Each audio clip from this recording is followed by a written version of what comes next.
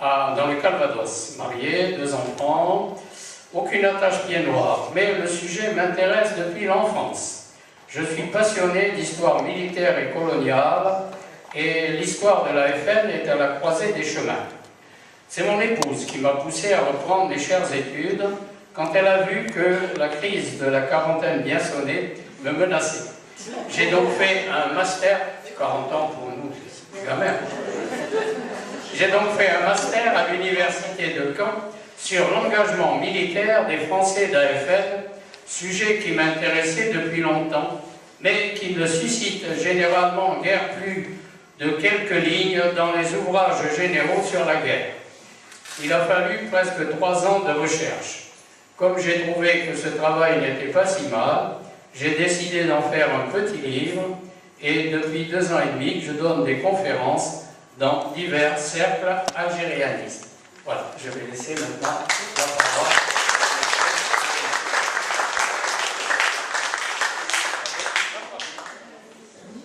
Donc j'ai la parole. Bien, comme je le disais en arrivant, je suis parti ce matin à 8h30 sous la pluie alors qu'il faisait 16 degrés à l'ombre. Je dois avouer que là je change de dimension.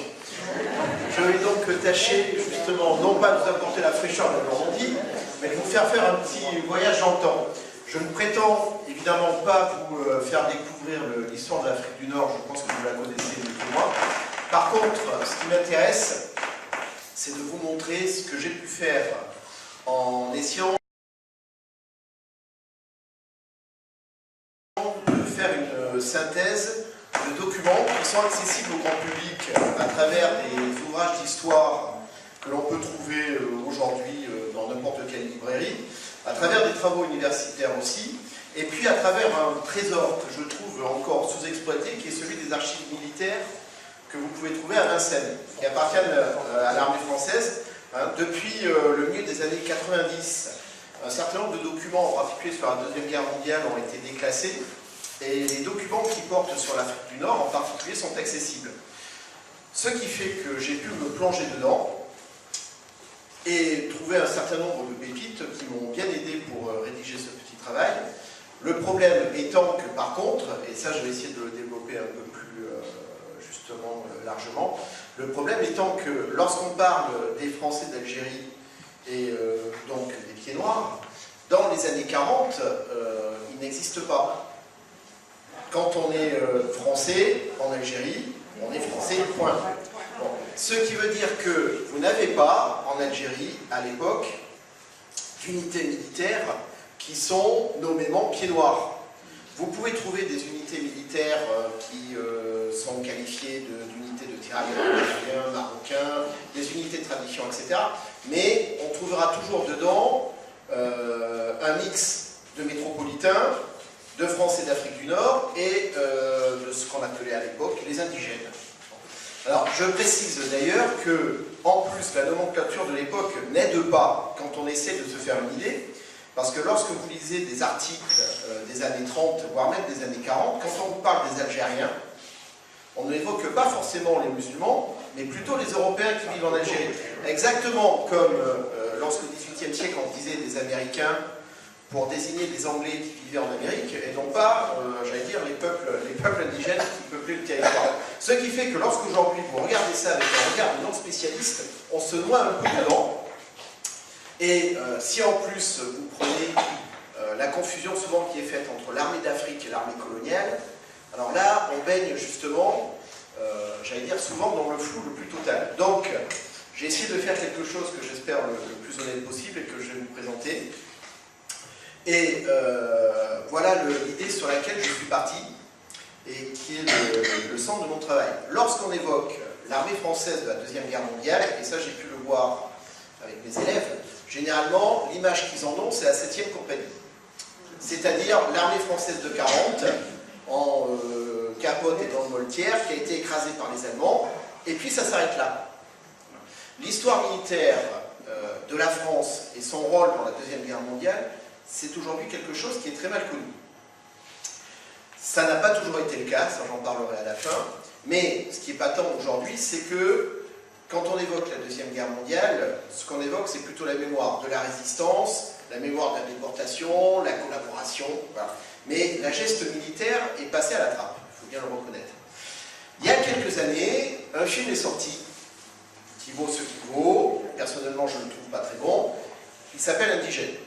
Il a provoqué à l'époque pas mal de remous, en particulier dans les associations d'anciens combattants, mais il a eu au moins un mérite, c'est qu'il a remis en lumière le rôle de l'armée d'Afrique, et il a refait un peu parler quand même des unités, en particulier de tirailleurs. Même si après, justement on aura l'occasion d'en parler, l'image qui en est donnée est à mes yeux quelque chose qu'il faudrait quand même plutôt nuancer. Ensuite, vous avez eu également des travaux de chercheurs qui sont sortis, et dans les années 90, l'Harmattan a publié les travaux d'un chercheur qui s'appelle Belkacem Recham, qui a fait un livre qui s'appelait « Les musulmans algériens dans l'armée française ». Je l'ai lu avec beaucoup de plaisir, mais il y a quelque chose qui m'a laissé un peu sur ma faim, c'est que s'il évoque le rôle des musulmans, je ne voyais rien sur les Européens qui se trouvaient dans ces régiments de l'armée d'Afrique. Et lorsque j'ai essayé de trouver des travaux justement évoquant la Deuxième Guerre mondiale, généralement le seul thème que je pouvais trouver, qui était évoqué, c'était un chiffre statistique, celui du taux de mobilisation des Européens pendant cette période, qui a dépassé en moyenne les 16%. Ça veut dire que l'Afrique du Nord, pendant la Deuxième Guerre mondiale, pour la population européenne, a connu le taux de mobilisation le plus élevé jamais enregistré dans son histoire militaire. Ça, tous les livres d'histoire militaire de la Deuxième Guerre mondiale vous en parleront. Mais en dehors de cette ligne, il n'y aura rien d'autre. Et je dois avouer que ça m'avait un petit peu frustré.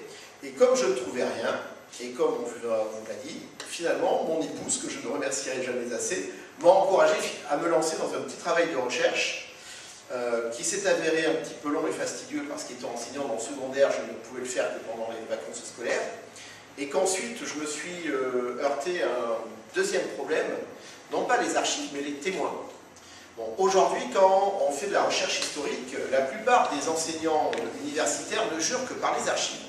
Parce que si on interroge un témoin, on craint toujours un problème. En particulier avec le temps qui a passé.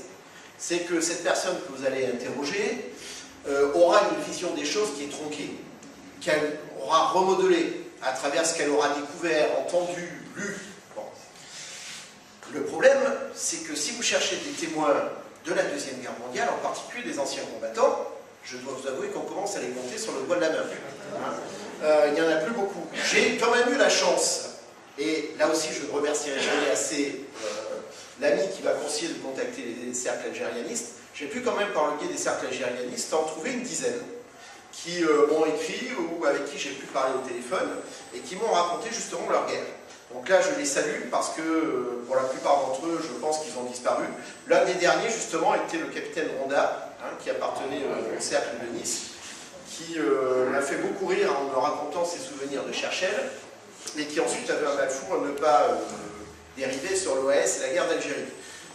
Mais, si vous voulez, l'avantage du témoignage de ces hommes qui ont vécu, c'est qu'on peut les croiser avec des archives et on peut justement parfois faire le distinguo entre ce qui peut-être a été un petit peu transformé avec le temps et puis ce qui était la réalité historique, en tout cas dans la limite de ce que les archives peuvent montrer. Donc, le sujet que je vais aujourd'hui faire avec vous, parce que j'entends bien vous faire participer, porte donc spécifiquement sur les Européens d'Algérie. Je n'évoquerai que vraiment de manière très succincte le rôle des musulmans, non pas parce que je considère que leur rôle est mineur, mais parce que c'est un autre travail qui a déjà été fait et bien fait, et qui éventuellement pourrait mériter effectivement une autre conférence, mais le sujet est tellement riche que sinon on va déborder. Mais il existe des ponts que j'aborderai justement. Faisons donc notre petit retour dans le temps. Lorsqu'on évoque la Deuxième Guerre mondiale et l'Afrique du Nord, généralement la coupure que les historiens prennent, c'est 1942. Et c'est la période du 8 ou 11 novembre. Cette période, vous avez dû en entendre parler par vos parents ou vos grands-parents, c'est le débarquement en Afrique du Nord. Et c'est quelque chose qui déjà est très intéressant à évoquer en France, parce que vous voyez, lorsqu'on évoque, et en plus c'était en Normandie, je connais le sujet, lorsqu'on évoque le débarquement, pour un Français, c'est la Normandie. Et il n'y en a pas d'autre.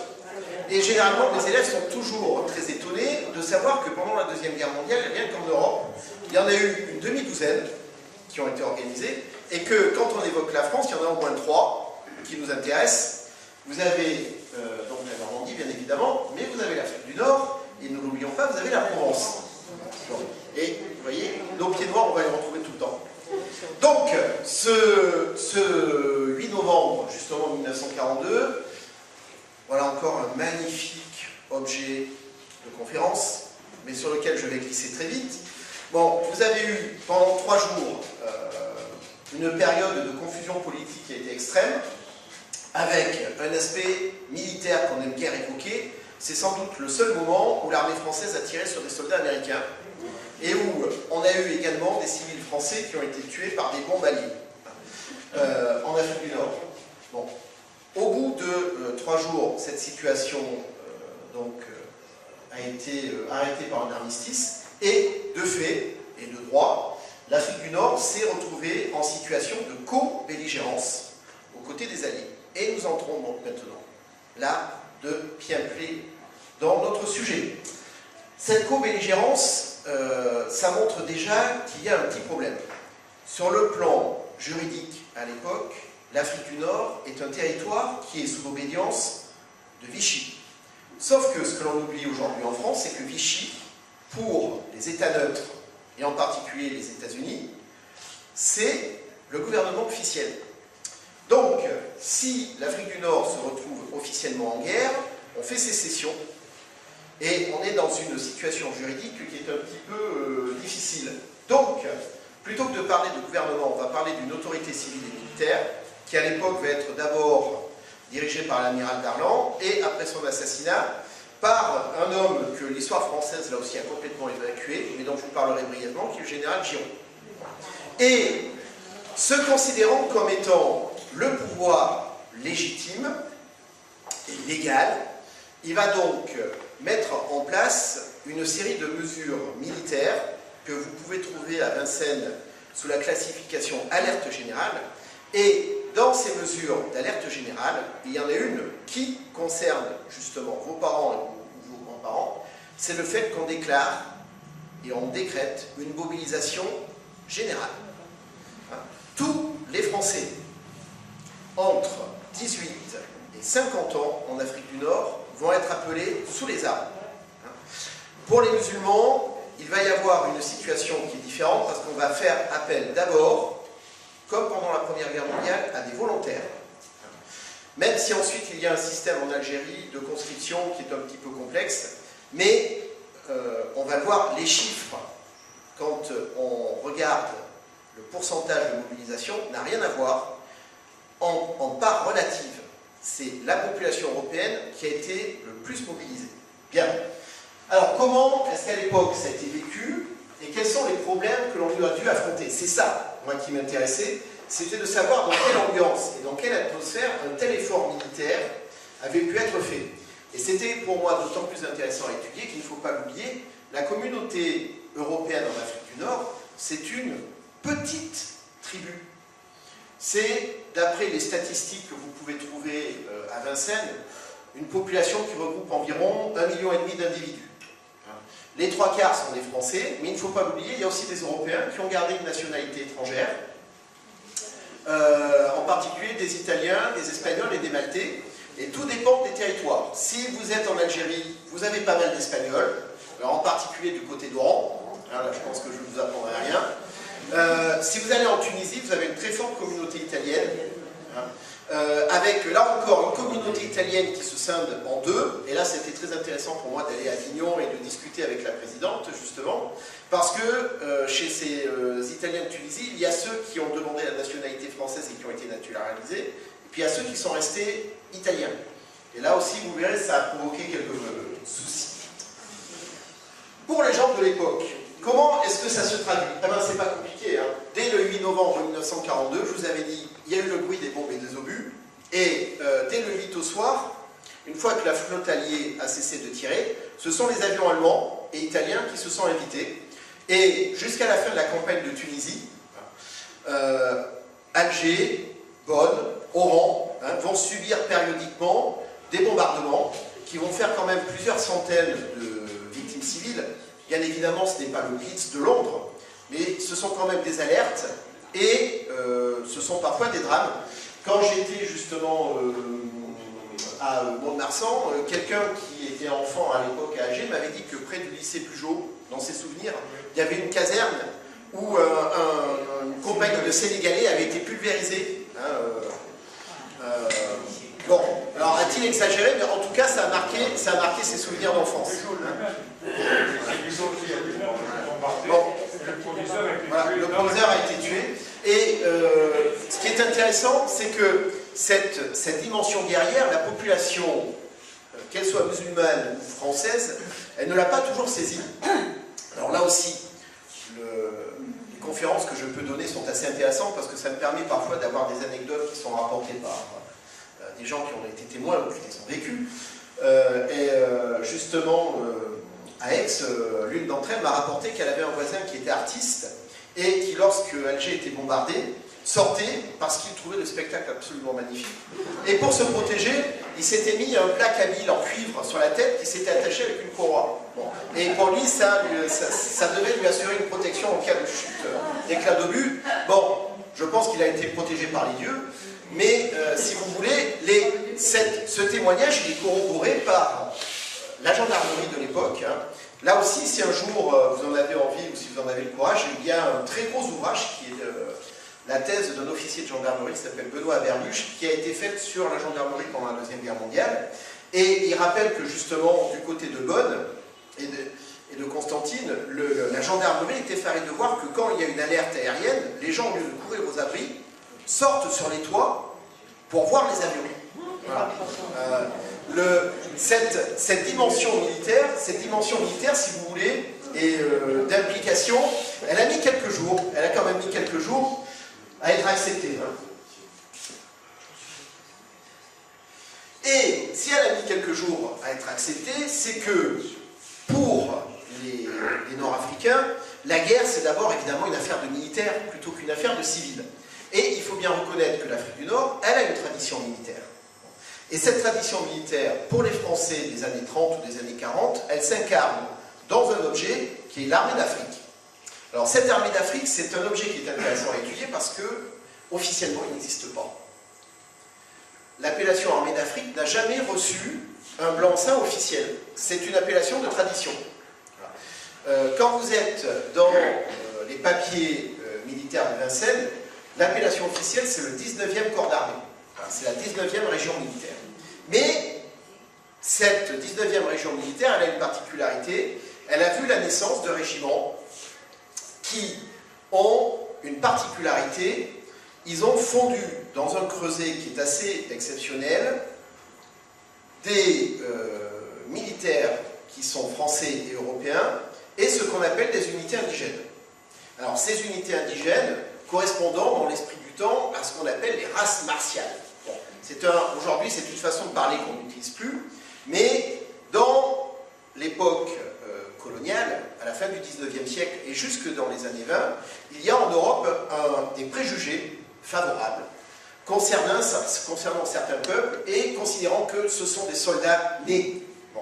Et pour les Français, les Arabes, les Kabyles sont des soldats nés. D'où le fait que vous avez des unités militaires qui ont été forgées et qui ont fini par constituer un outil militaire que la France a utilisé à partir des années 1850 pour des opérations extérieures, sous le Second Empire. Et ces unités se sont acquis une réputation extraordinaire pendant la Première Guerre mondiale. Aujourd'hui, elles survivent dans quelques unités de tradition, mais si vous n'êtes pas un spécialiste d'histoire militaire, je ne pense pas que dans la rue, vous connaîtrez beaucoup de gens qui pourront vous en parler. Alors, ces unités, quelles sont-elles? Alors, vous avez par exemple, sur ma gauche, les spahis, qui sont donc les unités de cavalerie, et puis, sur ma droite, vous avez des zouaves, mais l'uniforme qu'ils portent pourrait aussi servir à désigner des tirailleurs. Alors, particularité, Justement, zouave, spahi, ce sont des termes d'origine ou kabyle ou arabe et qui servent à désigner des unités militaires qui auparavant étaient au service des Turcs jusqu'en 1830 et qui ensuite se sont mis au service des Français. Particularité, maintenant on en reviendra dessus, de l'époque, ce terme de tradition sur le plan ethnique, bon, en France on ne peut pas dire racial, je dirais ethnique, sur le plan ethnique et religieux, il n'a aucune signification. Si vous allez chez les tirailleurs, je vous en reparlerai, vous pouvez trouver des Européens. Ce n'est pas parce qu'on est tirailleur qu'on est forcément musulman. Bon. De même, si vous allez chez les spahis, je vous en reparlerai, vous avez des Européens. Et dans l'autre sens, on n'est ni dans l'armée américaine, ni dans l'armée britannique, c'est-à-dire qu'il n'y a pas de ségrégation. Donc vous trouverez mélanger des Européens et des indigènes, et je le rappelle, ce terme à l'époque n'a rien d'injurieux, il traduit simplement une différence de statut juridique. Et vous pouvez trouver des officiers indigènes. On peut avoir un tirailleur européen qui va être commandé par un sous-lieutenant qui sera kabyle ou arabe. C'est un cas de figure qui existe et qui serait impensable dans l'armée américaine, ou même britannique, hein, où on a des unités coloniales, par exemple indiennes, mais où vous ne verrez jamais un soldat britannique commandé par un native. Hein. Donc, ce que je veux vous faire comprendre, c'est qu'en fait, cette armée d'Afrique, c'est un outil militaire qui est donc réputé, mais qui, sur le plan de sa composition, est assez complexe, et aujourd'hui, renvoie une image que beaucoup de gens ont du mal à saisir, parce que ça ne colle pas avec l'image préfabriquée qu'on a de notre histoire coloniale. Alors, cette armée d'Afrique, je vous ai dit qu'elle a fait parler d'elle pendant la Première Guerre mondiale. Elle a refait parler d'elle pendant une campagne qui mériterait là encore une troisième conférence. Je vous fais un beau programme, hein, qui est la campagne de Tunisie.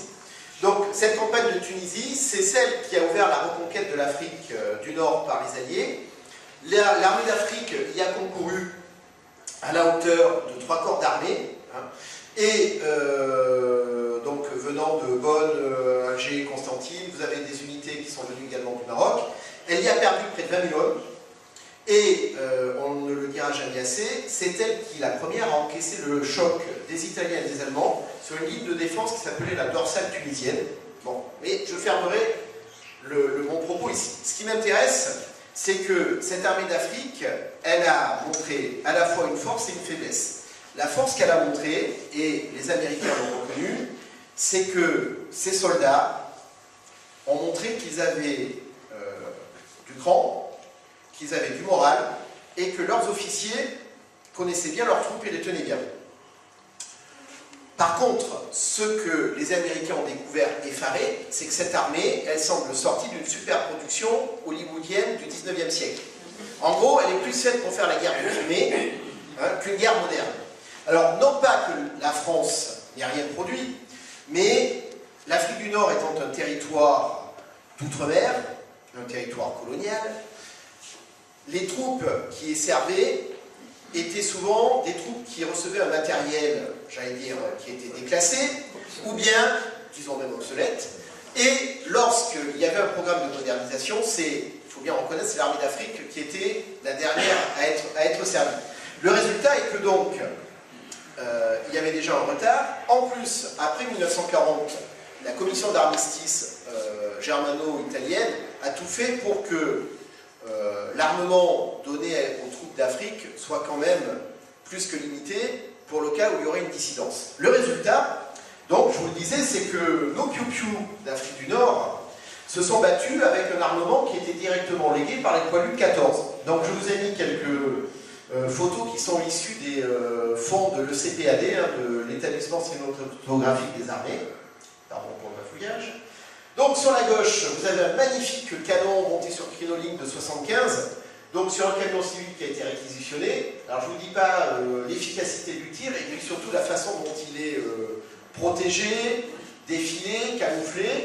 À côté, vous avez des tirailleurs sahariens qui utilisent un canon 37, lui aussi hérité de 14-18. Bon. Et le résultat, je vous le disais, c'est que si vous allez en Tunisie, du côté de Gamarta, ou Gamart, je ne sais pas comment on prononce, Bon, vous pourrez trouver un cimetière militaire français où vous avez des tombes justement de 14-18, mais surtout de cette campagne de Tunisie. Et ce qui montre justement que vous êtes là face aux soldats européens, bon, c'est d'abord les stèles qui sont avec la croix chrétienne, et vous avez le cascadrian. Il existe un cimetière militaire pour les tirailleurs musulmans, mais qui se trouve sur un autre carré. Et surtout, chose qui a un petit peu vexé l'armée d'Afrique, les débuts de la campagne de Tunisie ont été souvent difficiles, et en particulier, il y a eu un combat qui était celui de Pont-du-Fass, où un régiment de la Légion étrangère, qui est le 3e, a été pulvérisé par les Allemands, et ils y ont perdu un drapeau. C'est quelque chose d'ailleurs qui m'a étonné, parce que je ne savais pas que l'armée d'Afrique partait au combat avec ses drapeaux et ses étendards. Ça fait très, je vous dis, très cliché hollywoodien. Et vous avez un ancien combattant, justement, donc paix à son âme aujourd'hui parce qu'il a disparu, qui servait dans un régiment de chasseurs d'Afrique et qui m'a dit que la première fois que, justement, sur la dorsale tunisienne, il est tombé face à un escadron de blindés américains, lui était à cheval avec son sabre modèle 1872 sur le côté, les tankistes sont descendus et lui ont offert de l'acheter. Bon, tellement ils trouvaient ça extraordinaire. Bon, évidemment, ils n'ont pas souscrit à la demande, mais vous avez un choc, quand on vous parle d'un choc des cultures, là vous avez un choc des cultures militaires.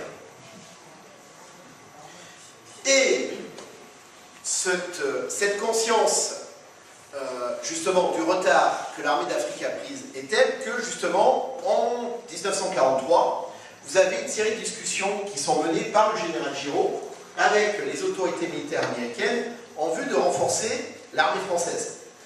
Cette armée française, donc, qui est en 1943, mais ressemble encore furieusement à ce qu'elle était dans les années 30.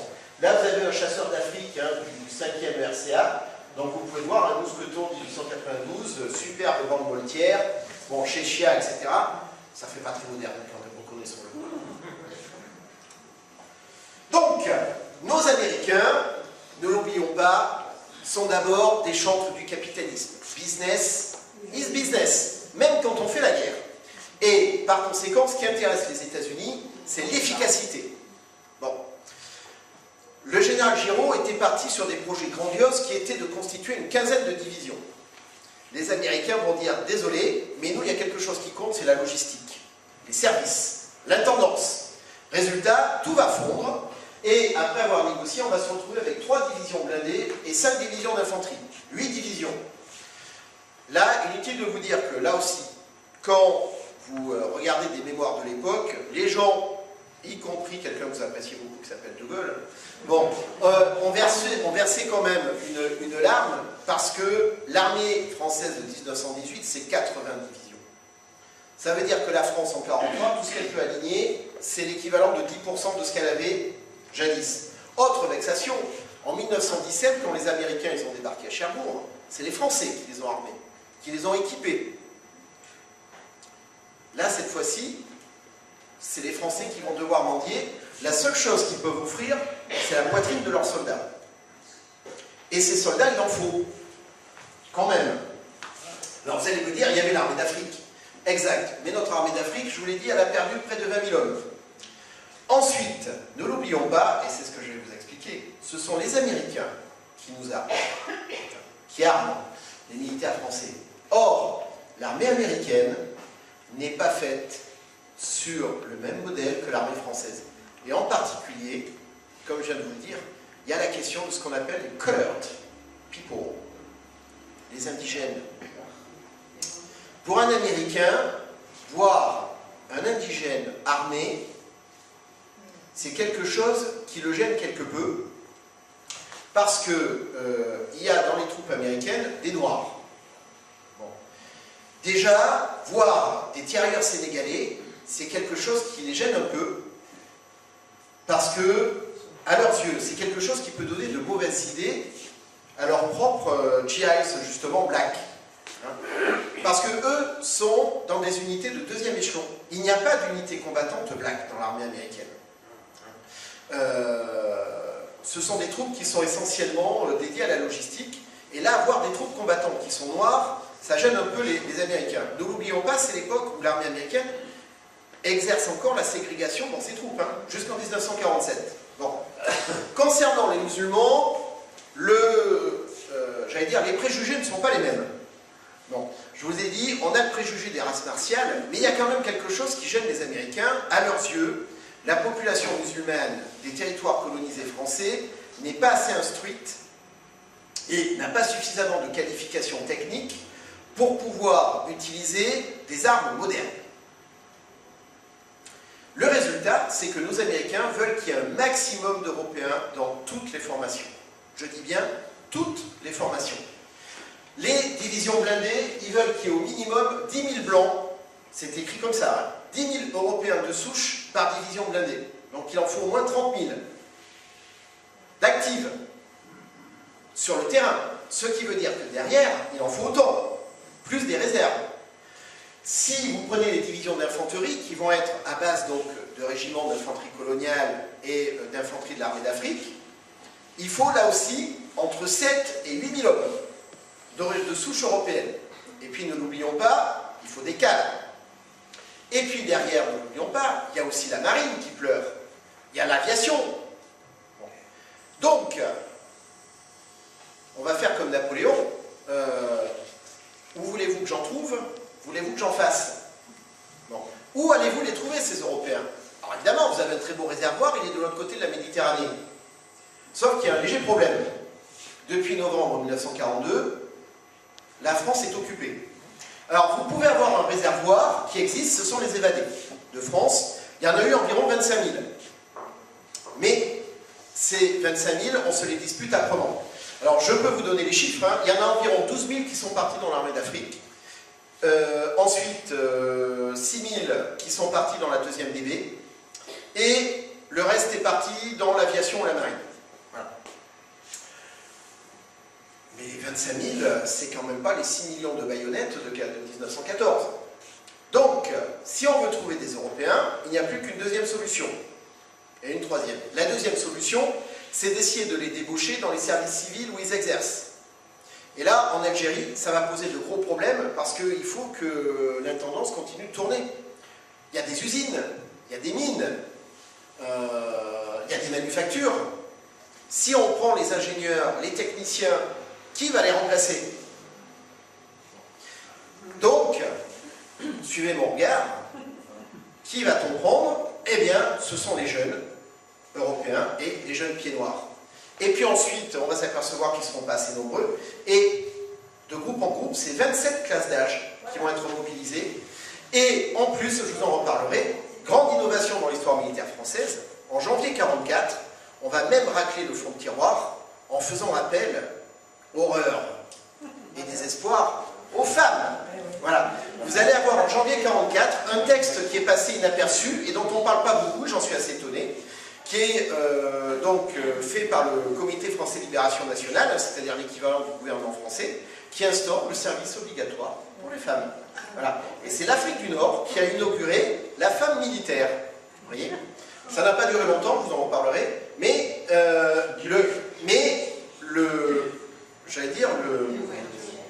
le pli a été pris, et c'est l'Afrique du Nord qui a vu les femmes acquérir un statut militaire. Alors je dis bien acquérir un statut militaire et non pas venir à l'armée, parce que depuis l'époque napoléonienne et les vivandières, ça existait. Hein. Bon, on a connu les infirmières de la guerre de 14-18, mais je dépiote le sujet là. Donc continuons. On va donc appeler nos pieds noirs au combat. Problème, c'est que ça se fait dans une ambiance qui est particulière. Et là, vous allez m'en parler. Quand mes élèves ont à évoquer une image, je leur dis ce qui est très intéressant, c'est ce que l'on voit. Ce qui est encore plus intéressant, c'est ce que l'on ne voit pas. Et je leur dis, si vous voulez étudier un discours politique ou écouter un politique, c'est le réflexe que vous devrez avoir. Par conséquent, je vais vous demander ce que vous voyez et ce que vous ne voyez pas.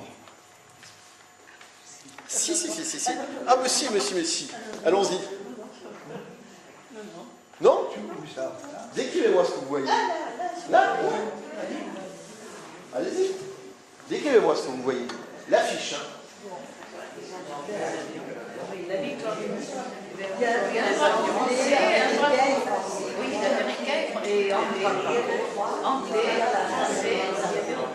Voilà. Bon, alors effectivement, vous avez 3 drapeaux. Vous noterez que le drapeau français est au centre. Hein. Bon, normal. Bon, Ensuite, au centre, un soldat français en uniforme de tradition.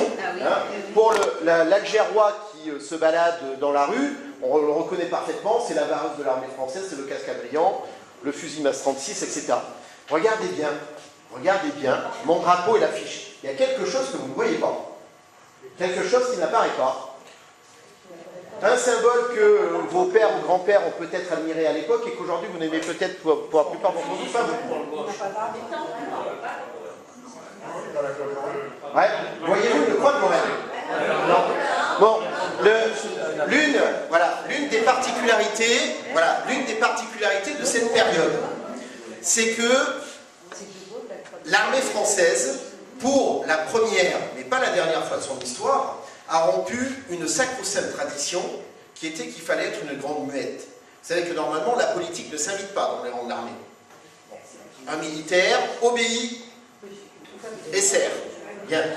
En 1943, la grande particularité, c'est que nos militaires, non seulement on va leur permettre de parler et de faire la politique, mais on va même leur ordonner d'en faire.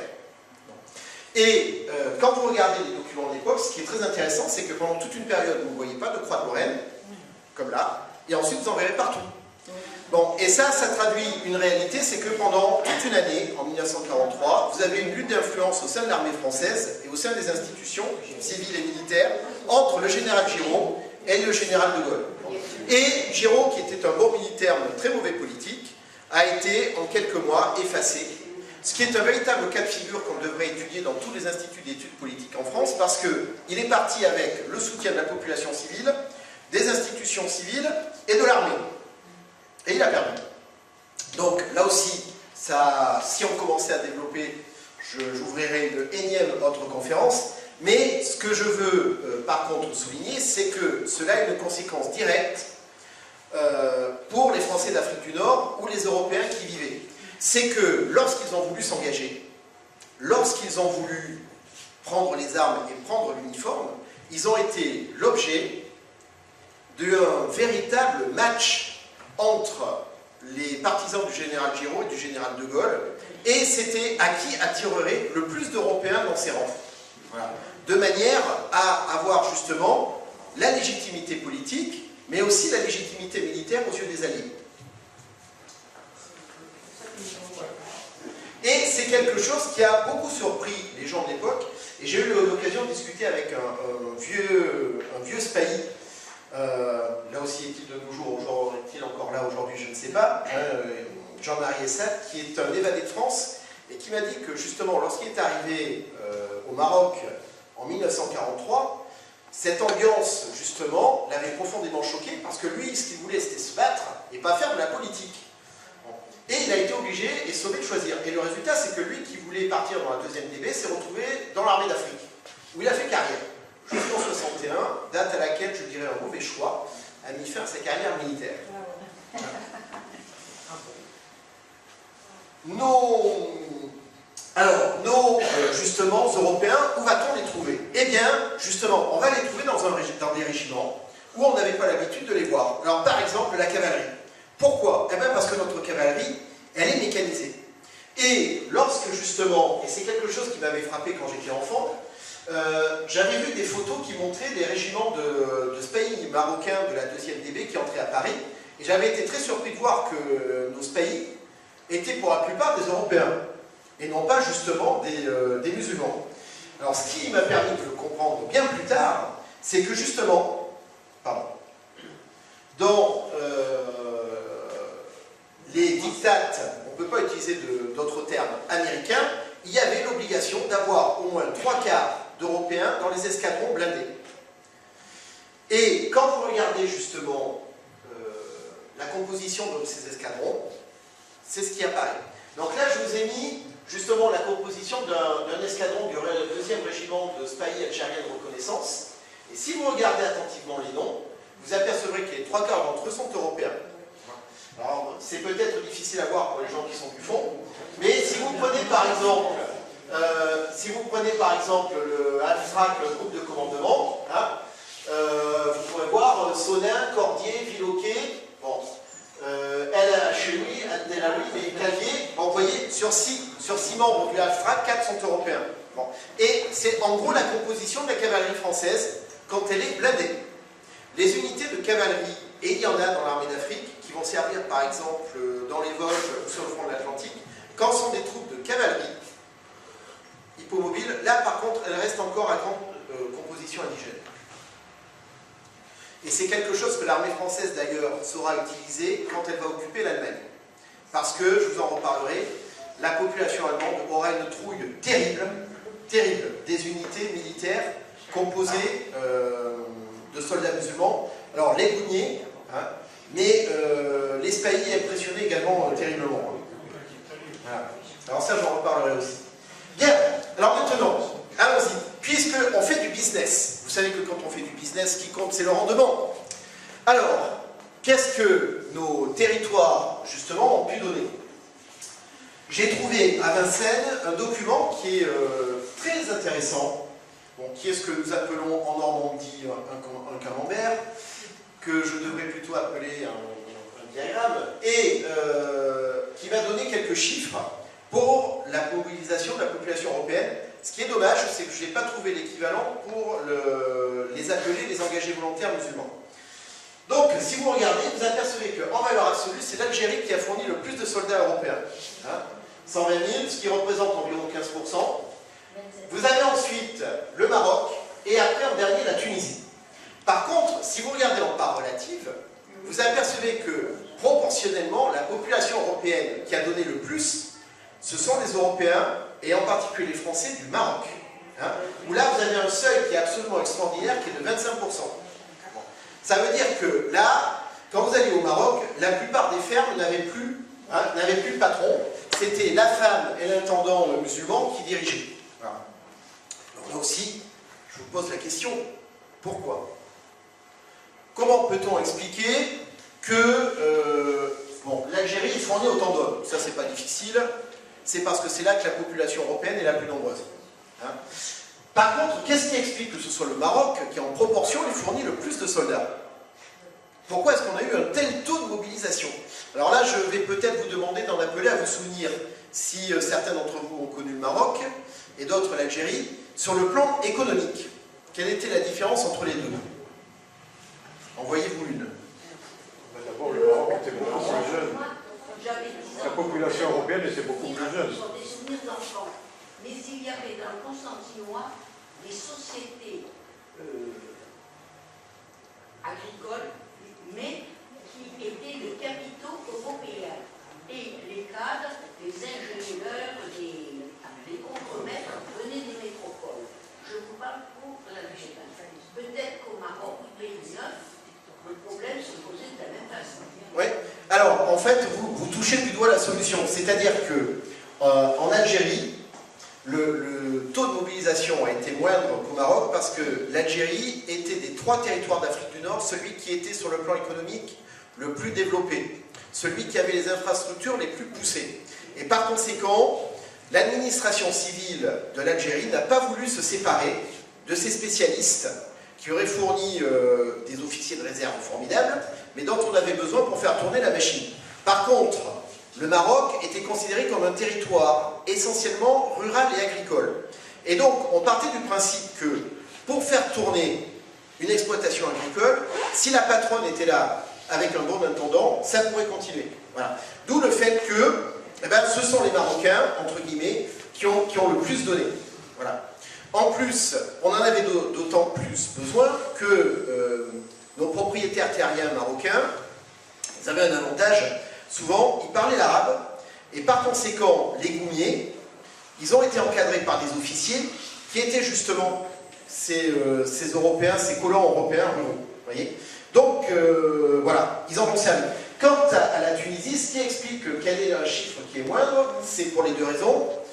Inverse, c'est que d'abord c'est là que la population européenne est la moins nombreuse, et c'est là que vous avez en proportion la population étrangère la plus forte, en particulier les Italiens. Et les Italiens, jusqu'en 1944, à cause de l'occupation de la Tunisie par les troupes de Mussolini, ils ont été mis ou bien dans des camps d'internement, ou bien dans des unités de travailleurs, en particulier qui ont été en particulier envoyés dans les mines.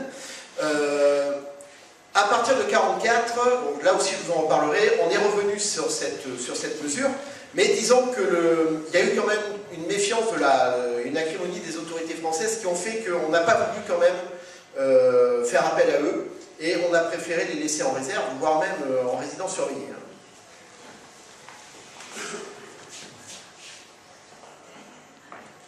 Alors ensuite, parmi ces 120 000 hommes, quels sont ceux qui intéressent le plus? Bah, évidemment, hein, ce sont ceux qui vont fournir les troupes d'actives, c'est-à-dire les jeunes. Et quand je dis les jeunes, pour un militaire, c'est entre 20 et 25 ans. Alors, à noter que, là aussi, l'Afrique du Nord a innové, et là aussi, je trouve dommage qu'on n'en reparle pas plus. Dans les traditions de l'armée française, l'appelé, généralement, les classes, quand elles sont appelées, on est appelé à 20 ans.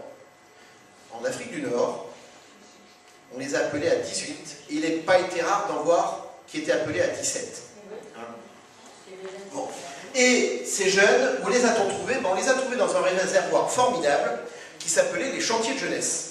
Alors ces chantiers de jeunesse, là aussi c'est quelque chose qui met les historiens français un petit peu mal à l'aise quand on les évoque, parce que généralement c'est l'institution qui évoque le mieux ce qu'a été la France de Vichy. C'est-à-dire un régime réactionnaire, de droite, inspiré par la pensée catholique et monarchiste de Maurras, et qui entendait régénérer le pays après sa défaite. Bon, bref, vous avez eu une série de camps et de groupements qui ont été mis en place sous la direction d'un général à la retraite qui s'appelait Laporte du Theil, et l'idée c'était qu'on allait faire, après la défaite, une France nouvelle avec une jeunesse nouvelle. Voyez? Bon. En Afrique, ce travail il a été confié à un type assez étonnant qui s'appelle Van Eyck. Alors, cet homme a un profil qui est assez atypique parce que d'abord, ce n'est pas un civil, c'est un militaire. C'est quelqu'un qui est passé par les rangs de la Légion étrangère et c'est en fait un flamand qui a acquis la nationalité française et qui, en 1940, a pensé rejoindre De Gaulle et qui ensuite s'est ravisé après Marcel Kibir. Il a donc été nommé en Afrique du Nord et entre 1940 et 1942, il a fait des chantiers de jeunesse, une organisation qui n'était pas ouvertement paramilitaire, mais qui en tout cas a préparé les jeunes à un service militaire. Et donc, en 1942, il échafaude un plan grandiose qui est qu'avec les 25 000 jeunes qu'il a sous sa coupe, il va faire un corps d'armée, il va partir libérer la France. Pas de chance, 25 000 jeunes, c'est quand même tentant. Donc, pour lui faire plaisir, on va lui laisser 800 Européens, des chantiers d'Alger. Il va y avoir 200 jeunes musulmans qui vont venir du groupement de Sbeitla. Et donc, avec ces 1000 types, il va faire un régiment qui va devenir célèbre, qui est le 7e régiment de chasseurs d'Afrique. Voilà. Qui va se distinguer par le port d'un couvre-chef qui parfois va faire grincer des dents. C'est un béret qui est de couleur verte et qui était celui des chantiers de jeunesse. Ce qui fait que, si vous voulez, Van Eyck va mettre un peu les gens mal à l'aise parce qu'il se réclame de De Gaulle, mais il porte quand même dans l'uniforme de ces hommes quelque chose qui rappelle Vichy. Et c'est tout à fait révélateur de l'ambiguïté, si vous voulez, de l'époque, qui met aujourd'hui les gens un petit peu à porte-à-faux et qui évite d'avoir parfois des sujets et des idées un peu tranchées justement sur le sujet. Donc, nos petits jeunes des chantiers vont-ils se contenter d'aller dans les blindés? Mais que nenni! Évidemment, tout le monde en veut. Donc, on va aller voir dans la marine. Hein, là, je vous ai mis les chiffres. Il va y en avoir environ 4500 qui vont partir vers la marine, 2000 dans la cavalerie, 2500 dans l'artillerie, le train va en avoir quelques centaines, 3600 dans l'infanterie. Et quand on dit l'infanterie, c'est les régiments de tirailleurs algériens et marocains. Alors, qu'est-ce que 4000 jeunes Européens vont faire dans les régiments de tirailleurs algériens et marocains? Ben, généralement, ils vont y tenir le rôle de ce qu'on appelle les spécialistes. C'est-à-dire les gens qui vont servir les armes lourdes, les gens qui vont être dans les transmissions, les gens qui vont servir de gradés, bon, les gens qui vont être chargés de tout ce qui est la topographie, etc. Voilà. Et donc, ils vont être mélangés avec les musulmans. Hein. Donc là, vous le saviez, mais je le rappelle, un tirailleur n'est pas forcément un indigène. Voilà. Et ça, c'est quelque chose que, par exemple, j'ai regretté de ne pas voir dans le film dont je vous parlais, qui aurait justement mérité que, mais on montre que les choses étaient peut-être plus fines et plus complexes qu'on ne le pense. Là, vous ne voyez pas tous les chiffres, hein. J'ai eu un petit problème informatique quand j'ai transféré. Si vous prenez l'aviation, il y en a eu 5000 qui sont partis sur l'aviation, dont 1000 qui sont partis dans un régiment de parachutistes qui a été formé en Afrique du Nord et qui existe toujours aujourd'hui, qui est le premier RCP. Mais qui, à l'époque, était formé avec ce qu'on appelait l'infanterie de l'air. Voilà. Donc ça va donner ce qu'on va appeler le premier régiment de chasseurs parachutistes. Et donc 1 millier de ces hommes vont être pieds noirs. Bref, ce que je veux dire, c'est que quand vous êtes un militaire français et que vous baladez donc sur un bateau, dans un aérodrome, dans une unité blindée, dans une unité d'infanterie, ça doit normalement fleurir bon, hein, l'accent de Bonn, d'Alger ou de Constantine. Hein. Simplement, voilà, la ressource est limitée. Et donc, l'armée française, là aussi, elle va imiter ses consoeurs britanniques et américaines en décidant de créer des unités d'auxiliaires féminines. C'est ce qu'on appelait les AFAT, les auxiliaires féminines de l'armée de terre. Et ces auxiliaires féminines, on va les voir en particulier dans 3 grandes formations.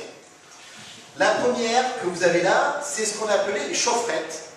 Ce sont les conductrices ambulancières. Elles ont une formation donc, qui fait que ce sont des véritables petits mécanos, mais elles servent dans les unités sanitaires.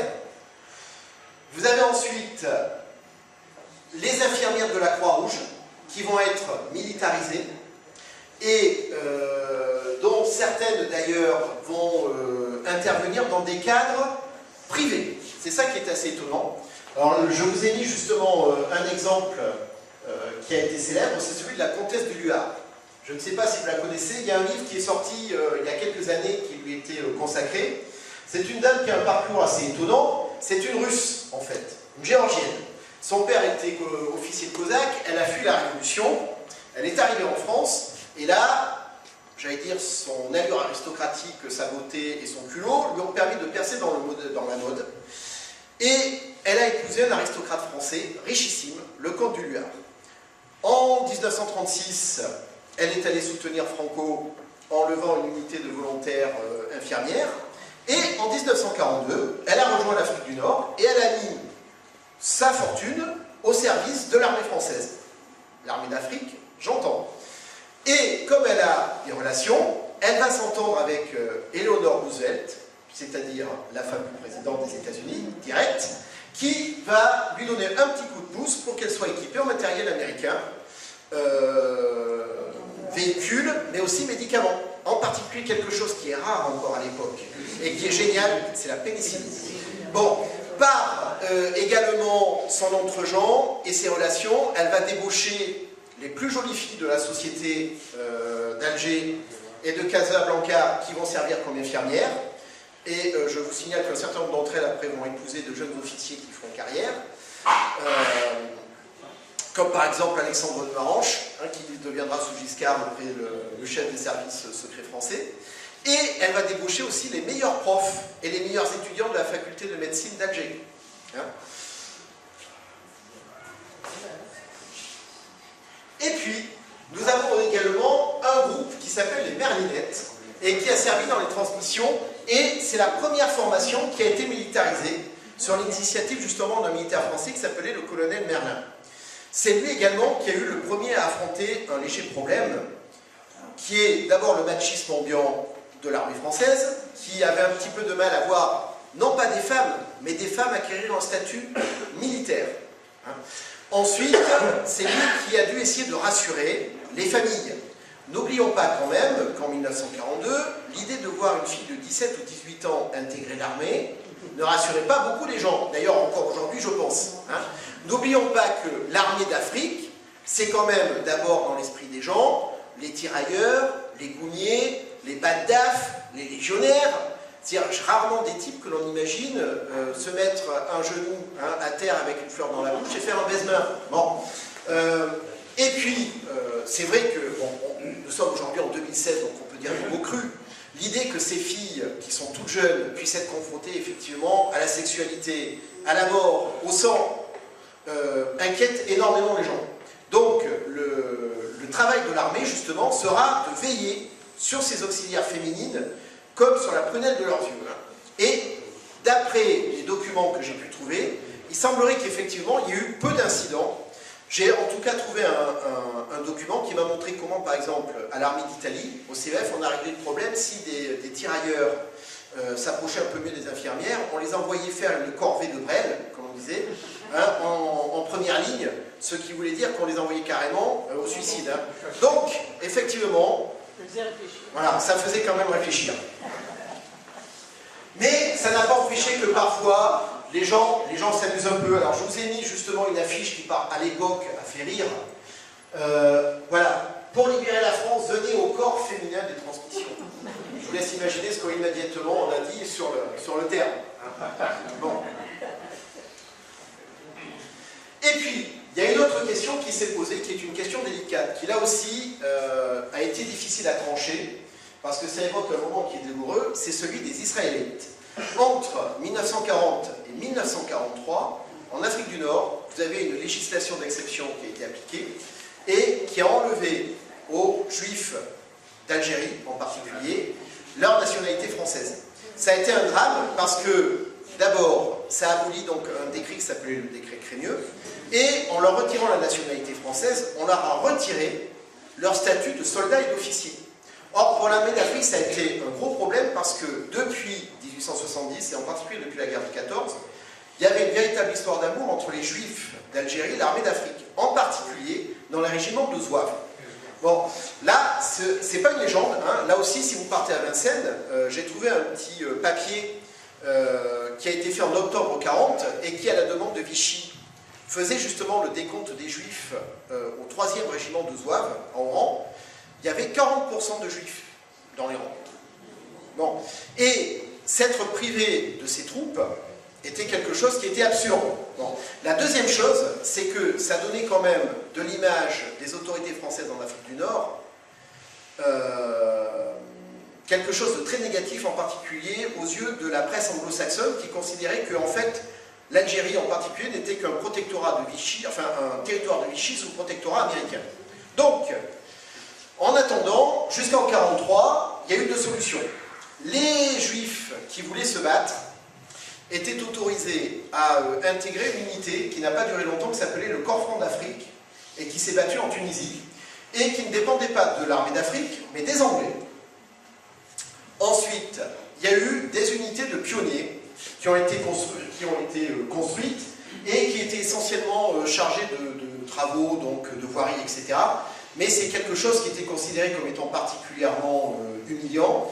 Et donc, en mai 1943, tout a été supprimé et les Juifs ont été autorisés à réintégrer l'armée d'Afrique. Avec cependant un bémol et une crainte, c'est qu'en raison des émeutes qui avaient éclaté en Algérie dans les années 30 et en raison de la propagande antisioniste qui était faite par l'Allemagne et l'Italie sur les ondes à destination des populations musulmanes d'Afrique du Nord, il y ait peut-être dans les régiments de tirailleurs des problèmes. Donc, on a dirigé les Israélites en priorité vers les unités blindées, motorisées, et vers les unités coloniales, c'est-à-dire les unités formées de tirailleurs sénégalais. Voilà. Alors, à noter que certains de ces Israélites auront des parcours assez étonnants. J'en ai trouvé un qui s'appelait Jean Guénassia. Je n'ai pas pu le connaître, mais à travers différents documents que j'ai pu croiser, je le retrouve partout. Donc, ce type, à 17 ans, s'est engagé au Corps franc d'Afrique. Ensuite, il a rejoint la première division française libre. Après la guerre, il est allé faire le coup de feu dans la Ghana en 1948 aux côtés des Israéliens. Ensuite, il est revenu en Algérie, évidemment. Là, en 1955, il a été mobilisé dans les UT. Et en 1961, il a rejoint l'OAS. Voilà. Donc, vous voyez, et lorsque vous vous intéressez justement à la guerre d'indépendance d'Israël, vous apercevez qu'il a existé un corps de volontaires français qui est allé se battre aux côtés des Israéliens. Et ce sont, alors je l'ai trouvé dans un document en anglais, hein, ce sont des Nord-Africains. Donc ce sont des Juifs, en fait, d'Algérie ou du Maroc. Voilà. Vous voyez? Donc il y a des parcours comme ça assez étonnants. Maintenant, qu'on les a, les petits bonhommes, et qu'ils ont été formés, où va-t-on les mettre? Alors certains d'entre eux, quand ce sont des têtes brûlées, vont partir dans ce qu'on appelle les unités de choc à l'époque. Et vous en avez deux en particulier. Vous allez avoir un gros noyau de pieds noirs. C'est donc le premier RCP que vous voyez là sur votre gauche, donc le premier régiment parachutiste de l'armée française.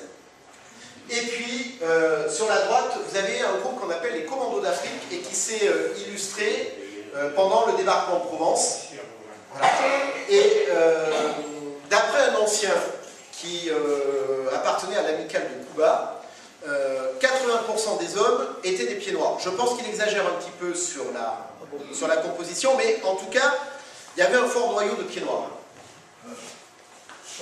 Alors, à noter que parmi nos commandos d'Afrique, vous avez des gens qui venaient justement de ce corps franc d'Afrique dont je vous avais parlé, parce que lorsqu'il a été dissous, ça a été la seule unité de l'armée française qui a été autorisée à voter, pour savoir où ils allaient aller. Et donc, la moitié sont allés chez les gaullistes et l'autre moitié est allée dans l'armée d'Afrique. Ensuite, eh bien, on va retrouver nos hommes, donc je vous disais, dans les régiments de zouaves et de tirailleurs. Et là, je vous ai mis une petite photo qui vous explique justement le léger problème pour le français de l'époque.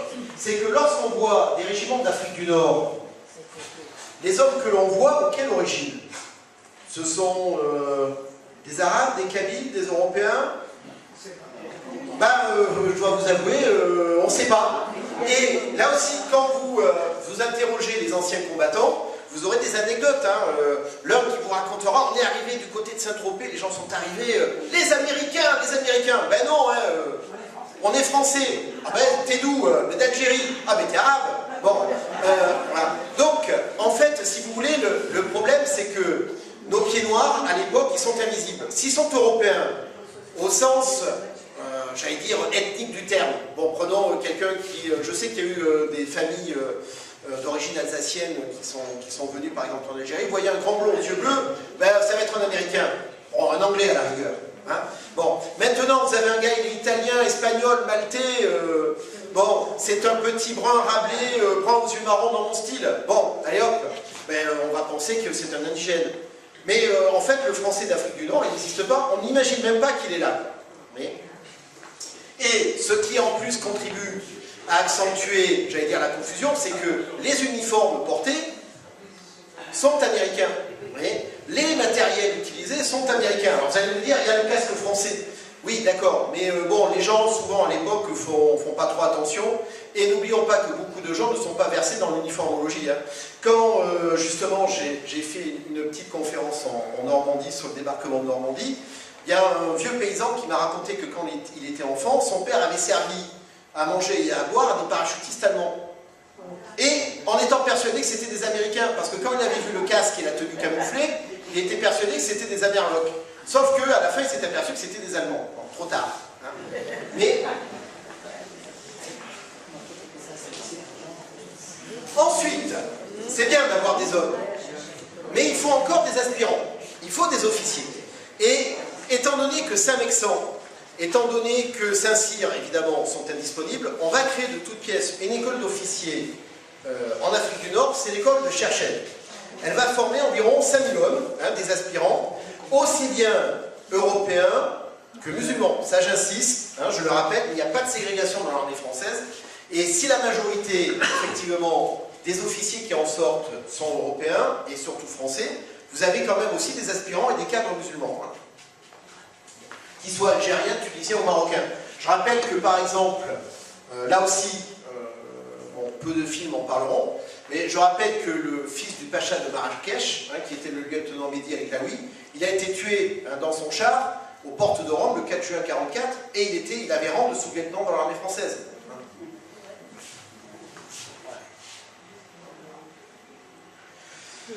Si, justement, je vous en parle, c'est parce que, justement, ces jeunes pieds noirs, même si le terme est anachronique, ils ont formé le noyau justement de ces promotions de jeunes officiers, en particulier les 3 premières. Si vous prenez la promotion Bégan, c'est 49%, la promotion Tunisie un peu moins 30%, promotion Libération 41%. Ça veut dire que près de la moitié des jeunes officiers formés sont des Nord-Africains. Et ce sont avant tout des Français d'Afrique du Nord. Et évidemment, le taux de proportion de perte en Italie, en Provence et en Allemagne sera le même. Et là, on ouvre une petite question de sociologie qui, moi, m'intéresse, mais je ne pense pas a été traitée. C'est que ces jeunes, ce sont des étudiants ou des bacheliers. Je rappelle qu'à l'époque, le bac, c'est 3% de la population. En France métropolitaine, je pense qu'en Afrique du Nord, ça doit être encore moindre. Ça veut dire que là, vous avez tout un groupe de jeunes diplômés, une élite qui a disparu. Et pour moi, c'est quelque chose qui sans doute a dû jouer un rôle énorme. Parce que si ces jeunes instruits, diplômés, qualifiés, avaient été là 12 ans plus tard, je pense qu'ils auraient pu être des porte-paroles, des gens qui auraient pu défendre sur le plan de la politique, sur le plan du discours, justement, l'Algérie française. Je pense que là, vous avez sans doute eu une génération qui a été sacrifiée et qui a manqué 20 ans plus tard. Je pense que ce sera un gros travail de sociologie historique là à faire. Et c'était d'autant plus, si vous voulez, d'autant plus important que ces jeunes, souvent, c'était des gens, ne l'oublions pas, quand ils étaient musulmans, qui appartenaient là aussi à des familles qui étaient francophiles, francophones. Et donc, si vous voulez, vous avez tout un groupe de gens qui auraient pu créer un pont entre les deux communautés et qui là ont disparu. Parlons aussi de l'armée de l'air. Je rappelle qu'il y a eu plusieurs centaines de jeunes d'Afrique du Nord qui sont partis se former en Angleterre et aux États-Unis, en particulier dans ce qu'on appelait le CFPNA, les centres de formation de personnel navigant en Amérique. Je vais y arriver. Et donc là, je vous ai mis la photo d'un Marocain, justement, qui s'appelle Pierre Travis. Voilà, là, vous le voyez, il a 21 ans, c'est en 44. C'est lui qui m'a envoyé ces photos, justement. Enfin, son fils, pardon. Ensuite, autre chose, parlons-en. Si De Gaulle est quelqu'un qui est généralement détesté quand on évoque les années 60, je rappelle qu'en 44, pour beaucoup de jeunes, c'est une idole. Et vous avez eu un certain nombre de jeunes d'Afrique du Nord ou de militaires de l'armée d'Afrique qui ont rejoint les troupes des forces françaises libres. Il faut quand même en parler. Donc, le cas le plus emblématique, c'est la 2e division blindée. Là, vous avez carrément des unités constituées qui ont été intégrées, comme le 12e RCA. Et vous avez sur la gauche là, une photo qui m'a été envoyée par une dame dont le père était dans les chantiers de jeunesse au Maroc et qui, justement, a rejoint Leclerc à Rabat et s'est engagé au 12e RCA. À droite, je vous ai mis là le portrait de quelqu'un d'Oran qui s'appelle René Giglet. Alors là aussi, est-il parmi nous encore aujourd'hui, je ne sais pas, mais en tout cas, il y a 5 ans, il avait encore bon pied, bon oeil. Il a fait un petit travail où il a écrit ses mémoires, et donc je m'en suis servi pour en parler un petit peu de son aventure. Donc lui, c'est quelqu'un qui rêvait d'être pilote de chasse, et quand il a vu comment il était difficile d'être sélectionné, et surtout le temps que prenait la formation de pilote, il a eu peur que la guerre se finisse sans lui. Donc, il a voulu intégrer une unité de parachutistes. Il aurait pu tomber au premier RCP. Il a été envoyé en Angleterre, où là il s'est retrouvé dans ce qu'on appelait les SAS, qui sont donc des unités de parachutistes commando, mais qui étaient rattachées aux forces françaises libres. Alors c'est à ne pas confondre avec les SAS, qui étaient des unités pendant la guerre d'Algérie, qui étaient spécialisées, qu'on appelait les SAS, rien à voir. Voilà. Il y a parfois confusion dans le sigle. Donc, pendant que je suis en train de vous nourrir de ma prose, si certains veulent jeter un petit coup d'œil dedans, je vais amener.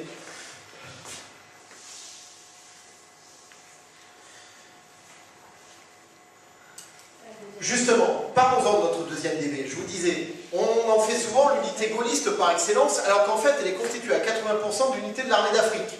Vous voyez, si certains d'entre vous sont des férus d'uniformologie, vous pouvez justement peut-être vous amuser à les désigner. Alors je ne sais pas si certains d'entre vous les connaissent. Donc au sommet, vous avez donc des unités coloniales. Là c'est pas l'armée d'Afrique, donc c'est des tirailleurs sénégalais, infanterie de marine et puis des unités sahariennes. Ce qui m'intéresse le plus, ce sont les gens que vous avez au milieu et en bas. Ceux qui portent des calots rouges ou bleus. Le ciel, c'est un chasseur d'Afrique. Le rouge, c'est un Spahis. Et les deux que vous avez en bas qui sont bleus, ce sont des régiments d'artillerie d'Afrique. Maintenant, c'est une chose d'être formé, c'est une chose d'être équipé et mobilisé, maintenant il faut aller se battre. Alors, nos pieds noirs, où sont-ils allés se battre et où ont-ils donné? Suivant les unités auxquelles ils ont participé, vous avez des théâtres qui sont différents. Si vous prenez l'infanterie, les régiments de tirailleurs marocains, les zouaves, les unités coloniales, c'est le front italien qui a été leur tombeau. Je dis bien leur tombeau, parce que vous avez eu des taux de perte qui sont énormes. Alors évidemment, comme l'a dit un membre du jury qui regardait mon master, oui, Cassino c'est 90 morts par jour, mais enfin 14-18, c'était 900. Certes, mais c'était avec une armée de 6 millions d'hommes. Là on parle de 90 000. Le résultat c'est que les unités d'infanterie françaises qui ont servi en Italie, elles ont été saignées à blanc. Et je donne souvent l'exemple d'une compagnie, là aussi c'est le témoignage de l'ancien combattant, donc parti à 250 hommes, sur ces 250 hommes vous avez 70 Européens, quand ils reviennent d'Italie il en reste 6. Voilà. Donc là aussi vous comprendrez que quand j'ai vu un indigène, j'ai un peu grincé des dents. Alors non pas parce que, si vous voulez, on avait oublié les Européens, mais parce que, et ça c'est quelque chose que ce chercheur dont je vous parlais, qui s'appelle Belkacem Resham, a souligné, ce moment de la guerre, c'est un moment où il y a eu effectivement une fraternité d'armes musulmans européens, où il y a eu un lien qui s'est créé entre le colonisé et le colon. Et c'est vrai que quand il faut étudier ce moment d'histoire, ça met les gens un peu mal à l'aise parce que ça n'entre pas dans les schémas et dans le cadre historique que l'on veut utiliser pour évoquer la colonisation. Si vous voulez voir justement la réalité de ce sacrifice, vous partez en Italie, en particulier à Venafro, hein, c'est le cimetière qui est le plus connu. N'oublions pas que si des hommes ont été tués en Italie, il y a aussi des femmes. Hein. Il y a des merlinettes qui ont été tuées dans des bombardements, en particulier en janvier 1944, lorsque les Américains ont réussi un superbe bombardement sur Cassino, qui a en fait touché le quartier général du général Juin. Hein. Il y a eu plusieurs... Ils sont trompés de 30 km seulement. Oui, seulement. Hein. Bon. Donc là, il y a eu plusieurs merlinettes qui ont été tuées, et il y a eu également des infirmières. Hein. Alors il y a eu un cas célèbre qui est celui de Marie Loretti, hein, qui est une épouse de tirailleur, qui a eu les jambes arrachées alors qu'elle était en train justement de brancarder des blessés. Et c'est même quelque chose qui est tellement évident que la presse étrangère s'est intéressée à elle parce que l'armée française était la seule à avoir des infirmières en première ligne. Donc je vous ai mis à gauche une photo du magazine Life qui avait fait justement un reportage sur les French drivers. Et vous pourrez noter qu'elles ont quand même été... elles sont mignonnes, hein.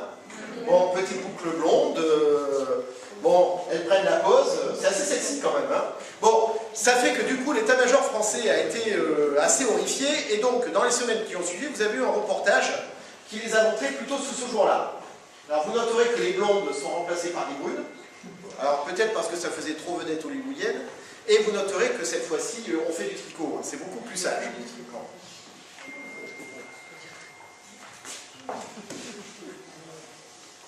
Et puis, quand on évoque les Français d'Afrique du Nord, il y en a un quand même qu'il convient d'évoquer, évidemment, c'est le général Juin.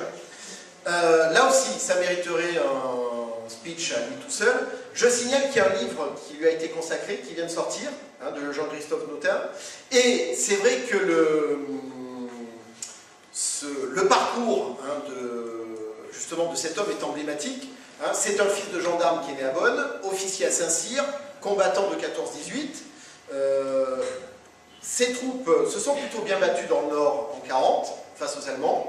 Et en 1942, donc, il a été, par les hasards de l'histoire, j'allais dire au bon endroit, au bon moment. Et en 1944, donc, c'est à lui qu'on doit la percée à Cassino et la victoire alliée et la marche sur Rome.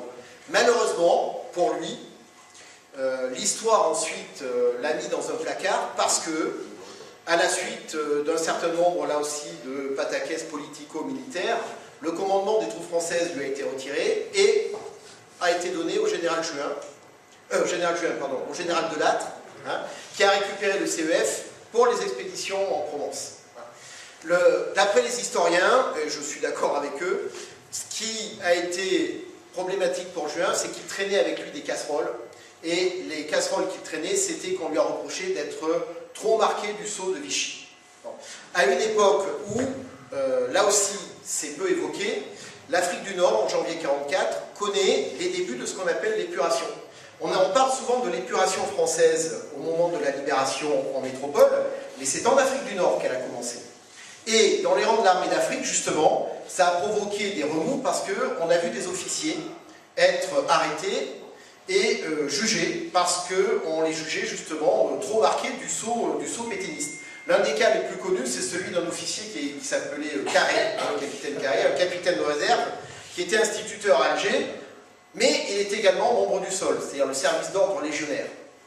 Alors le service d'ordre légionnaire était un groupe qui rassemblait, j'allais dire, les partisans les plus fervents de la Révolution nationale, et en France, c'est ce qui a même dérivé sur la milice. Bref, c'était pas un background qui était terrible, et en janvier 1944, son ordre d'arrestation et de comparution devant le tribunal a été envoyé au général Juin, qui s'est fait un plaisir de rappeler qu'il venait juste de se faire tuer au Belvédère et qu'il le proposait pour la Légion d'honneur. Bon, quant à ses camarades, ils ont dit qu'il n'y avait qu'à mettre ce qu'il en restait dans un cercueil et à l'envoyer à Alger, et puis il passerait en corps martial. Voilà. Bref, si vous voulez, Juin sentait un peu trop le soufre, donc il a été placé à un poste tout à fait honorifique qui était secrétaire de la Défense nationale aux côtés de De Gaulle, mais il a perdu son commandement au profit du général Delattre, qui lui a mené donc les opérations en Provence, et là en Provence ce n'est plus l'infanterie qui est mise en avant, c'est les divisions blindées. Il y a 3 divisions blindées donc, qui ont été formées, je vous l'ai dit, la deuxième qui a débarqué en Normandie avec Leclerc, et vous avez ensuite la première et la 5e qui elles ont débarqué en Provence, et qui ont donc été le fer de lance des offensives de Delattre, avec donc un groupe qui avait fait parler déjà de lui en Italie, qui sont les Tabors. Alors là aussi, nos divisions blindées, elles ont été étriées et mises en pièces entre le débarquement en Provence et la campagne d'Allemagne. Là aussi, si le thème vous intéresse, lisez un petit livre qui s'appelle Les chars de la libération. Ça a été écrit par un ancien de la 5e DB, l'escadron dans lequel il servait donc 5 chars, 5 membres d'équipage, 25 hommes. Quand la guerre s'arrête à Constance, sur les 25 hommes qui ont débarqué avec lui à Saint-Tropez, il y en a 15 qui sont morts.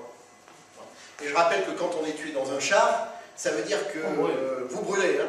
Voilà. Donc là aussi, lisez, vous verrez comment il vous raconte comment, pour trouver de quoi enterrer son copain, ils sont allés racler à la cuillère les parois du char pour trouver quelques morceaux de chair et des dents.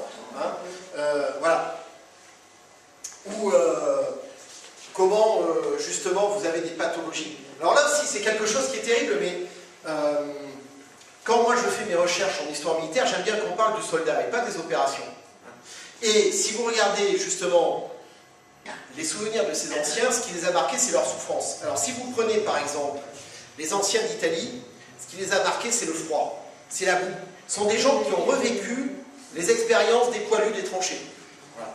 Et vous avez eu des pathologies qui étaient pareilles, en particulier les pieds des tranchées, c'est-à-dire des nécroses, de la gangrène causée par l'humidité dans laquelle ils pataugeaient. Si vous prenez par contre les anciens des blindés, eux, ce qui les a marqués, c'est les blessures horribles causées par les brûlures. Bon, parce que vous avez des projections d'acier, de billes contenues dans les munitions perforantes, parce que vous avez le caoutchouc qui vous colle à la peau. Bon. Et n'oubliez pas que ce sont des gars qui ont 20 ans. Bon. Et autant on a parlé des gueules cassées de la guerre de 14, autant on ne parle jamais de celle de 39-45. Sauf que je sais qu'à Cuba, vous aviez justement un hôpital qui accueillait des grands blessés de 14, mais aussi de 39-45. Et vous avez eu des gueules cassées, des gars qui n'avaient plus de visage, plus de mains. N'oubliez pas que quand on brûle dans un char, la première chose qu'on met en avant, c'est ses mains. Et donc, le nombre de tankistes qui sont revenus amputés des 2 mains, en Afrique du Nord, bon. Alors que souvent, c'était des gars qui étaient des coiffeurs, des artisans, des pêcheurs. Bon. Et j'ose pas imaginer ce qu'ils ont pu devenir en 62. Bon.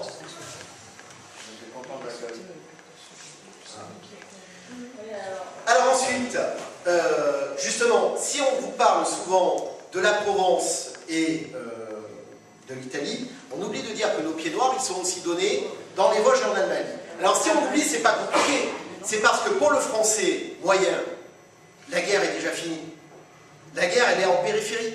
Quand on est dans les Vosges, quand on est en Alsace, quand on est en Allemagne, on n'est plus en métropole. La guerre, on ne la voit plus. Et pourtant, là aussi, il y a eu des dégâts. Alors, je vous ai mis justement, pour le rappeler, un tract qu'un ancien, justement, de la 5e DB a reçu de la part des Allemands qui lui demandaient de se rendre à l'époque où, en décembre 44 et janvier 45, vous avez eu des grandes offensives qui ont été lancées dans les Ardennes et sur l'Alsace. Et où on a bien cru que les Allemands allaient quand même bousculer les armées alliées. Et allez vous balader en Alsace et vous trouverez justement de quoi le rappeler. Donc là, je vous ai mis la croix d'un parachutiste du 1er RCP qui s'appelle Alphonse Sanchez. Vu le nom, je me suis dit, c'est peut-être en espagnol d'Oran. Vous avez donc un pied noir qui s'appelle Clément Charon, peut-être que certains le connaissent. C'est quelqu'un qui a écrit à l'Algérianiste, qui au départ m'avait dit qu'il avait été fouillé dans les archives et que pour lui, c'était pas un pied noir, mais finalement, en allant chercher dans les archives de Caen, c'est un pied noir. Hein, c'est un gars d'Afrique du Nord. Et je rappelle que justement le premier RCP, en janvier 45, justement, a perdu 700 bonhommes. Ou alors, voilà, hein, n'oublions pas aussi nos petits du 7e RCA, là aussi, ils en ont perdu beaucoup. Alors ensuite, l'aventure s'est terminée avec la campagne d'Allemagne, mais pas la guerre. Parce qu'on oublie, il y a ensuite l'occupation. Or, quand on parle de l'occupation, il faut des troupes qui en imposent aux Allemands. Et les troupes françaises n'imposent pas aux Allemands. Pour eux, ce sont des gens qui sont venus à la 25e heure, ils ne sont pas sérieux. Les seules troupes dont les populations civiles allemandes ont une trouille terrible, je vous l'ai dit, c'est les troupes d'Afrique. Donc, résultat, c'est parti pour un tour supplémentaire. Bon. Et donc, nos pieds noirs et nos tirailleurs ou goumiers ou spahiers musulmans vont avoir la joie et le plaisir de rester dans la zone d'occupation française qui est dans le sud, hein, dans le Fels-Palatinat, souvent jusqu'en septembre ou octobre 1945. Vous voyez ? Et il y a du travail à faire parce que la population, d'abord, en particulier chez les jeunes, et reste imprégnée d'idéologie nazie. Hein. On a très peur à l'époque de voir un mouvement qui s'appelle les Werwolf, les loups-garous, se développer, c'est-à-dire un mouvement de résistance armée sur l'arrière. Et là, je vous ai mis justement une photo qui a été envoyée par cet ancien du 12e RCA. C'est un garde à vous qui a été imposé à toute la population masculine d'un petit village allemand parce que lorsque les Français sont arrivés, ils ont craché par terre. Donc, histoire de leur apprendre la politesse, ils sont restés garde à vous au soleil toute l'après-midi. Ça leur a pas fait de mal et ça a calmé un peu. Ensuite, septembre 45, eh bien, vous voyez, nos soldats rentrent. Hein, là, vous avez donc le premier Spahi qui rentre à Alger. Certains, donc, comme vous le voyez là, ça m'a été donné à Mont-de-Marsan, à ma dernière conférence, rentrent avec de beaux diplômes, des médailles, beaucoup de remerciements. Et puis, ne l'oublions pas, pour ceux qui ont été tués, on va essayer de perpétuer le souvenir à travers les commémorations. Et c'est sans doute en Afrique du Nord que les commémorations militaires de la Deuxième Guerre mondiale seront, j'allais dire, les plus vives, les plus criantes, parce que là, vous avez des gens qui se sont battus. Et vous avez là un des problèmes qu'a justement la population pied noir avec le reste de la population française. C'est que quand on évoque la guerre pour les Français, c'est la défaite. Alors que pour les pieds noirs, c'est la guerre et c'est la victoire. On ne peut pas avoir la même vision de la guerre à l'époque. Hein. Et là, je vous ai mis donc, sur la gauche, vous avez une remise de Légion d'honneur à une veuve dont le mari a été tué en Italie, et c'est au pied du monument aux morts d'Alger. À droite, par contre, c'est une cérémonie qui a lieu à Cuba, hein, et qui rassemble les porte-drapeaux des associations. Alors, problème, cette victoire, pourquoi diable est-ce qu'ensuite on l'a oubliée? Qu'est-ce qui s'est passé? Eh bien, c'est que malheureusement, nos anciens combattants, ils ont été emportés par le vent de l'histoire. Alors, tout d'abord, il y a eu 1958, le renversement de la 4ème République, l'arrivée du général de Gaulle, et un changement historique qui a fait qu'avec la 5ème République, l'Algérie est devenue un territoire indépendant, dans le cadre d'une guerre dont on n'a pas encore fini de parler. Mais l'intéressant, c'est que de Gaulle est quelqu'un qui avait une vision de la mémoire de la Deuxième Guerre mondiale qui était avant tout militaire. Et Et quoi qu'on dise, il a mis à l'honneur, à l'époque, le souvenir de l'armée d'Afrique. Et ce qui a été le symbole, ça a été justement en 1958, le fait que les associations d'anciens combattants ont pu défiler sur les Champs-Élysées. Donc là, je vous ai mis cette photo, et elle m'intéresse surtout parce que si vous regardez bien, vous verrez qu'à l'extrême droite et à l'extrême gauche de la garde au drapeau, on voit des AFAT, on voit des auxiliaires féminines, hein, et on voit également qu'il y a des musulmans, hein, au milieu des Européens. Alors, cette armée d'Afrique, non seulement, à l'époque, elle reste un enjeu politique, mais ce qui est intéressant, c'est que nos vieux soldats, je dis bien vieux entre guillemets, parce qu'en fait, un type de 18 ans, à l'époque, il en a à peine la trentaine. Et donc, vous allez avoir toute une série d'anciens combattants qui vont être rappelés dans le cadre de ce qu'on appelait les unités territoriales. Et vous allez avoir des anciens de Provence ou d'Italie qui vont donc servir dans des unités d'infanterie. Il va y avoir une unité blindée à Alger qui va être formée avec des anciens de la 5e et de la 2e DB. Et je sais qu'il a même existé une unité aérienne de lutte anti-guérilla avec d'anciens pilotes, justement. Donc, en fait, vous avez des gens qui ont été amenés à se battre et à porter l'uniforme pour la France, pratiquement sans interruption, de 1943 à 1962. Et si effectivement aujourd'hui on ne s'en souvient pas, quels peuvent être les facteurs d'explication? Alors en fait ils sont multiples. Hein. Le premier, et je m'arrêterai là, le premier c'est le fait que avec la fin du mandat du général de Gaulle et surtout au tournant des années 70, l'histoire universitaire de la Deuxième Guerre mondiale a délaissé le côté militaire. Voilà. Et on est parti plutôt, je vous l'ai dit, sur une histoire de la société française. Donc l'armée d'Afrique, elle est partie, j'allais dire, dans les limbes de la mémoire. Mais les militaires aussi. Si vous prenez les forces gaullistes, c'est la même chose. Hein. Si je parle de Leclerc à mes élèves, ils pensent souvent plus spontanément à un supermarché qu'à un général. Hein. Bon. Ensuite, la deuxième chose qui a fait qu'on en a oublié le souvenir, c'est le fait que l'histoire coloniale, là aussi, elle aussi a délaissé un petit peu le côté histoire militaire, qui intéresse plutôt les anglo-saxons, mais pas les Français. Et puis, la troisième chose, et je crois qu'effectivement, là c'est vrai parce que ça se manifeste en fait dès 1944, c'est le fait que l'armée d'Afrique, en fait, elle a en quelque sorte perdu la guerre de la mémoire dès le départ. C'est-à-dire que quand vous regardez des lettres de militaires français qui datent de la Libération et qui appartiennent justement à la première armée française ou à l'armée d'Italie, vous apercevez que ce dont ils sont très amers, c'est que pour les Français, il n'y a qu'une seule armée qui existe. C'est celle des forces françaises libres, et en particulier la 2e DB. Voilà. Le reste n'existe pas. Et c'est quelque chose, je répète, qu'on constate dès 1944. Voilà. Et par la suite, ça n'a fait que s'accentuer. Alors maintenant, est-ce que tout est perdu? Je ne pense pas. Je vais vous raconter juste une petite anecdote, et ce sera le point d'orgue. L'année dernière, je participais donc à un conseil de classe, et à l'issue de ce conseil de classe, je vois un des représentants des parents d'élèves venir vers moi, et là je me dis, mon pauvre Fred, tu es cuit, tu es parti pour une demande de rendez-vous. Et quelle n'est pas ma surprise de voir ce monsieur me dire, je voudrais que vous me dédicaciez votre livre, parce que je suis passionné par l'histoire des Français d'Afrique du Nord. Bon.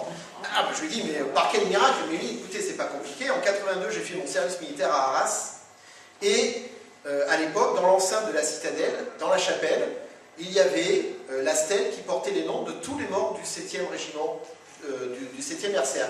Et il me disait tous les soirs que j'allais le voir, et depuis, cette histoire me passionne. Donc vous voyez, je sais que beaucoup de pieds noirs sont très préoccupés par la passation de leur mémoire et par ce qu'elle deviendra lorsque votre génération aura disparu.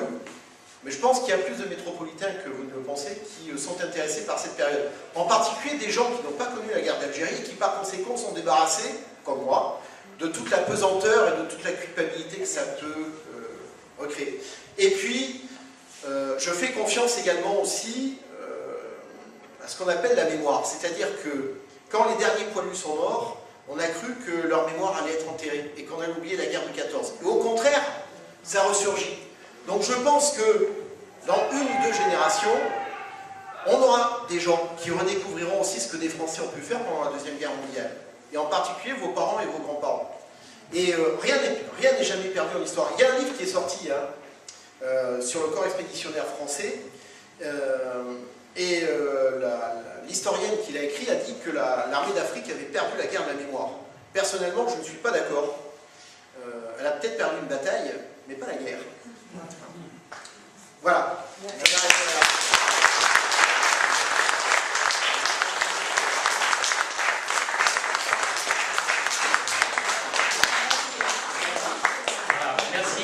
Merci, monsieur Ricard. Merci d'avoir dépoussiéré la Deuxième Guerre mondiale et d'avoir remis à la surface un peu la participation des Noirs dans cette guerre. Il est certain que l'histoire s'écrit avec des documents, et ces documents existent, que ce soit dans 1 an ou dans 10 ans, 20 ans, eh bien, on aura une autre vision de la participation de l'Afrique du Nord dans cette Deuxième Guerre mondiale. Voilà, je vous souhaite une bonne soirée.